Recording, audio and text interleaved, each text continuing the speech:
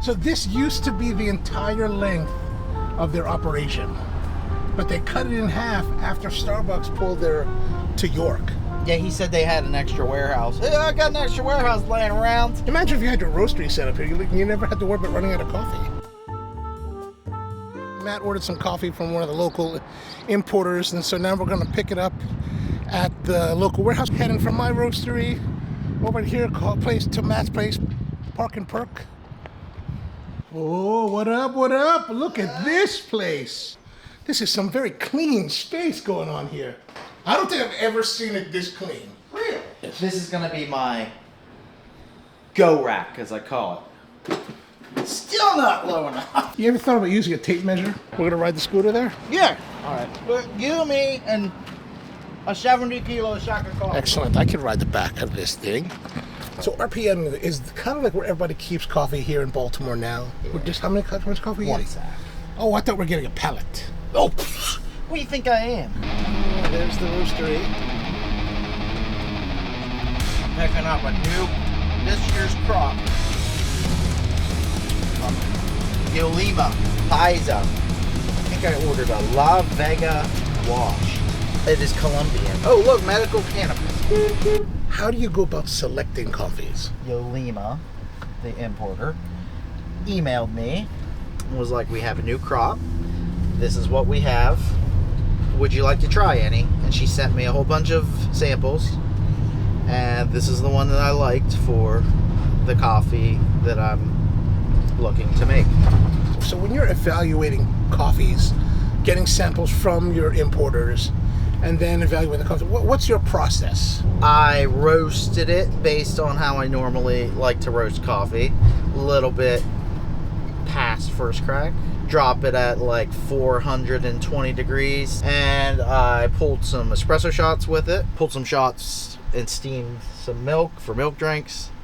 I just brewed a pot of like drip. And I made some cold brew.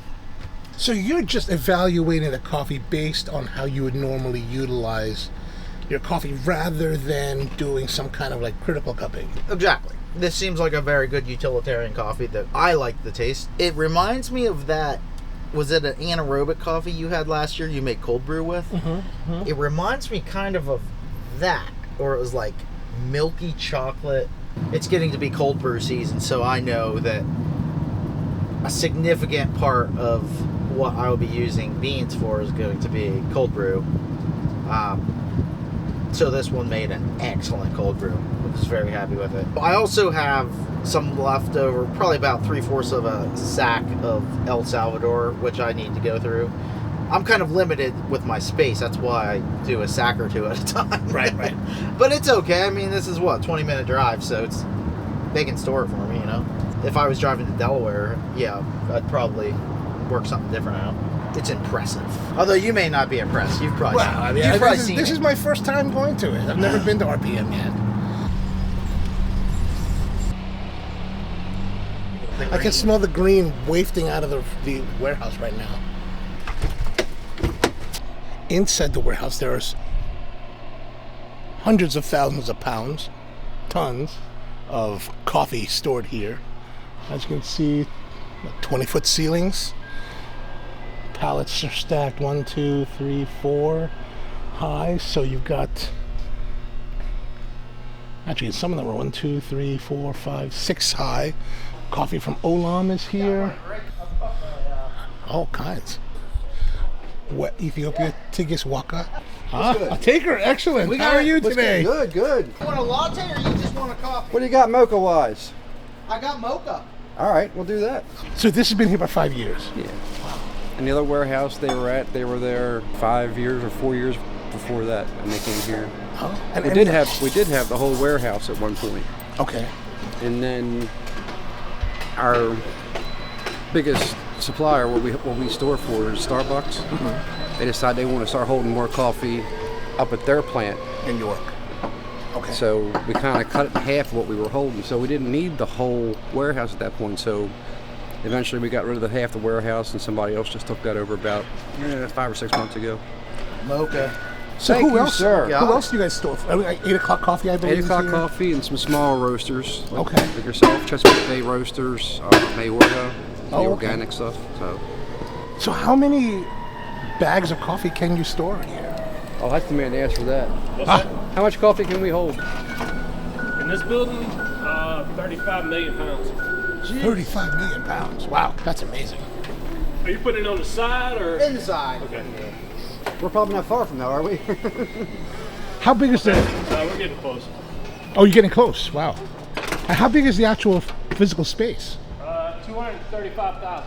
Wow, 235,000. So as far as you can see, it's stacked up. It goes all the way to that end and all the way down there. Wow.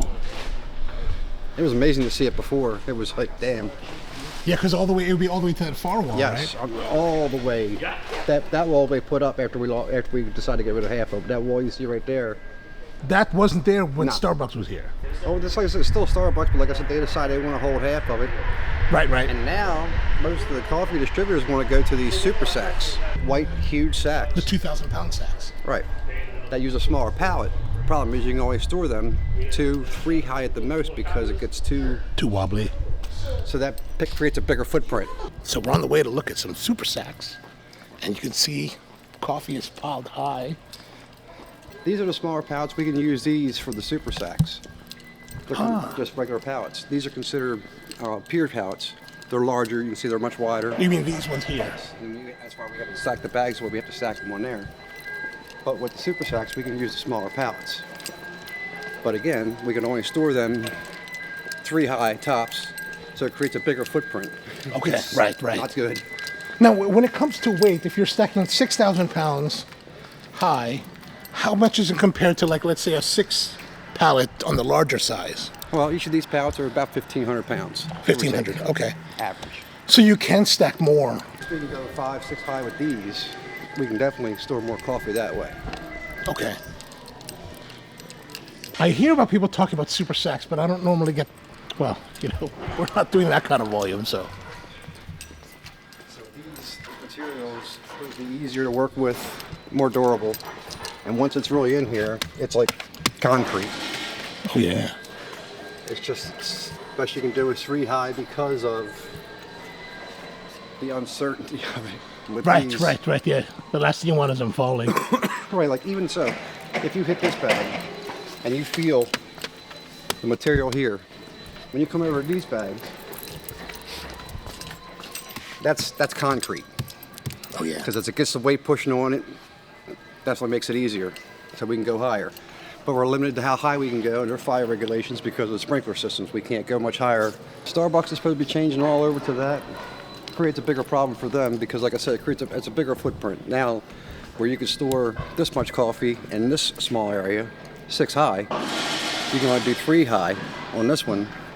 So it makes it, wider, longer to get more bags in. And for them to unload it, they also have to use a hoist in their plant. Oh, right.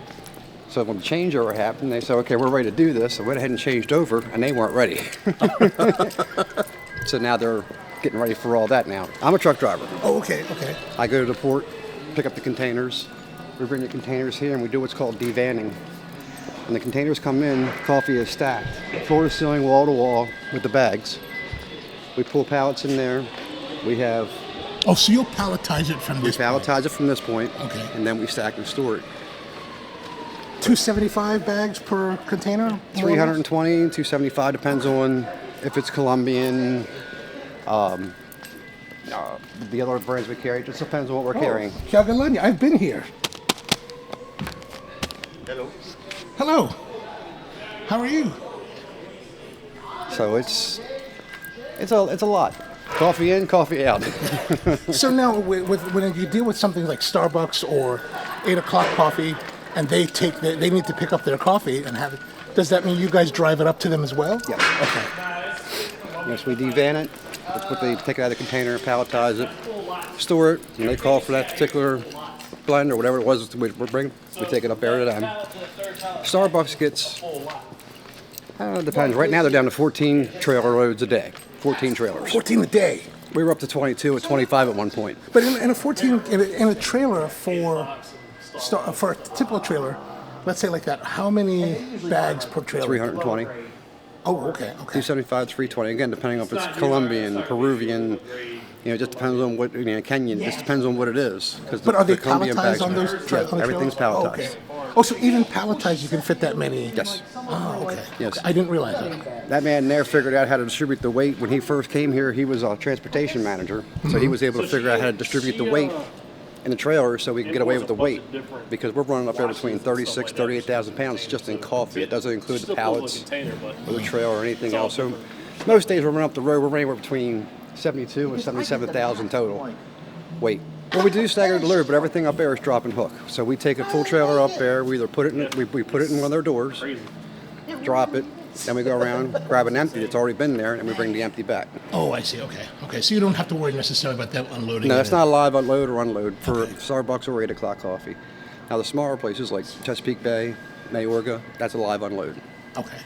I guess they're not using as much coffee in those. No, not at all, no. Everybody wants to use that much coffee, but. Yeah. But he's the mastermind. Who? Oh. You. I don't know about that. Between transportation and warehousing, I'm pretty sure there's nothing here except pest control that he doesn't know about. Oh, you need help? Oh, amazing. I used to sit out back in Charles Village in the city and shoot rats with pellet rifles. So We don't have any of them, knock on wood. I'm assuming the smell probably is, they don't like that, probably. Because a lot of, No, we don't. We just try to keep it clean yeah. and keep them out. You don't see much on the floor because this place gets swept, and what's the other I got thing? a guy that walks around all day sweeping. And that goes through here, 2 times a day at least. Pushing the broom around is good to look busy. I worked for Southwest Airlines, and I hated being in the warehouse. So I would literally put my headphones in. I'd push the broom. I'd never pick the stuff up. I'd just push it around. Everybody has their own mat in their warehouse. Did you get a coffee as well? I didn't. I'm Oh no, good. you've had enough of this stuff. You're like, wow. Did you guys hate drinking coffee? I drink 1 cup in the morning. That's That's about it. for me. I mean, I say a cup, but it's a. I got a cup that's this big. It holds I a was pot. say my 30-ounce Yeti is what my 1 cup. I went to the doctor. He said, you really should try to cut down to 1 cup of coffee a day. I told him, I said, I drink a pot. He goes, man, you're trying to get down to 1 cup. So I found a bigger cup to hold. It just holds a pot. It's 1 cup. It is. So there's a lot of importers that keep their coffee here too, or? Yeah, we get there's, I don't even know how many. There's a lot. Some of it's already released when it gets here, and then some of it they're just bringing in and hoping to sell. And you have 8 o'clock and Starbucks in here? Which is bigger? Oh, Starbucks. Yeah. Oh, Starbucks bigger. Leaps and bounds. Like I said, there was a time we were taking 22, 25 trailers up there a day. Wow. 22 trailers.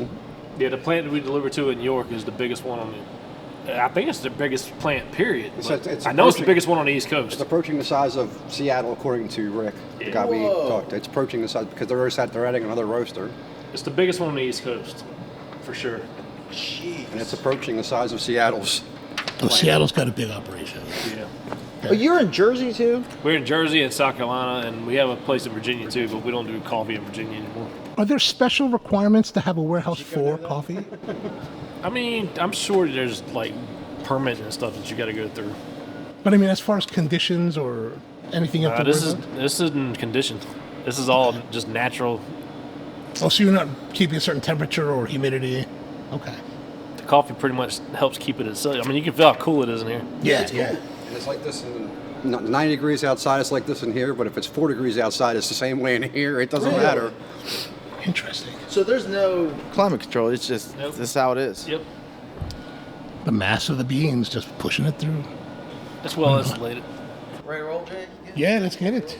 After a successful trip to visit RPM to pick up some coffee, behind the scenes of like how smaller coffee roasters or pretty much any coffee roasters will warehouse and retrieve coffee that you drink every day.